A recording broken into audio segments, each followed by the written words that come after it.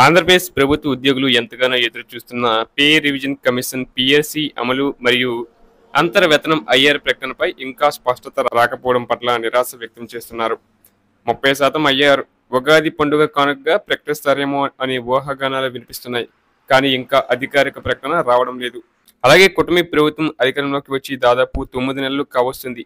ఈ సమయంలో అనేక కేబినెట్ సమావేశాలు మరియు బడ్జెట్ సమావేశాలు జరిగాయి. కానీ పిఆర్సీ అమలు, ఐఆర్ ప్రకటన లేదా ఉద్యోగుల 22,000 కోట్ల పెండింగ్ బకాయిలు చెల్లింపులపై ఎటువంటి అధికారిక నిర్ణయం తీసుకోలేదు.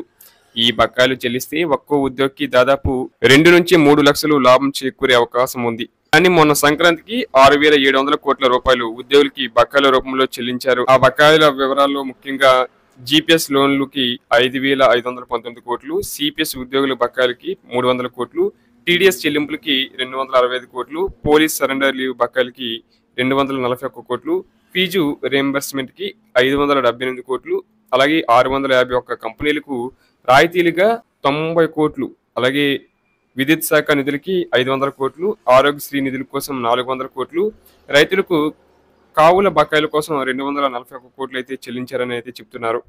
అలాగే పెండింగ్ బిల్లుల పూర్తి జాబితా చూస్తున్నట్లయితే డిఏ బకాయిలు, డిఆర్ బకాయిలు, మెడికల్ బిల్లులు, జీపీఎస్ లోన్లు, జిఎల్ఐ లోన్లు, పోలీస్ టీఏ బిల్లులండి.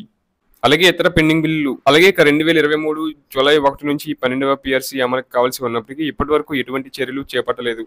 పిఆర్సీ కమిషన్ ఏర్పాటు చేయడం తక్షణమే అవసరం. అయితే కమిటీ ఏర్పాటుకు కనీసం 1 సంవత్సరం సమయం పడుతుంది. దీంతో ఉద్యోగులకు మరింత ఆలస్యం జరుగుతుంది. అలాగే గతంలో 2022 జనవరిలో ఐఆర్ ప్రకటించగా ఇప్పుడు కూడా 30% ఐఆర్ ఉగాది కానుకగా ప్రకటిస్తారేమో అని ఉద్యోగులు ఎదురు చూస్తున్నారు. ఇక డిఏ, డిఎన్ఎస్ అలవెన్స్ అప్డేట్ అయినా ప్రకటిస్తారేమో అనే ఆశలు దసరా పండుగ సమయంలో ఉండగా అది కూడా జరగలేదు. ఇక ఉగాది సందర్భంగా 30% ఐఆర్ ప్రకటిస్తే ఉద్యోగులకు ఇది ఒక పెద్ద ఊరటగా మారుతుంది. అలాగే ఇక ఉద్యోగుల పెండింగ్ అంశాలు చూస్తున్నట్లయితే పిఆర్సీ కమిటీ ఏర్పాటు కాకుండా ఉండటం వల్ల వేతన సవరణ ఆలస్యం అవుతుంది.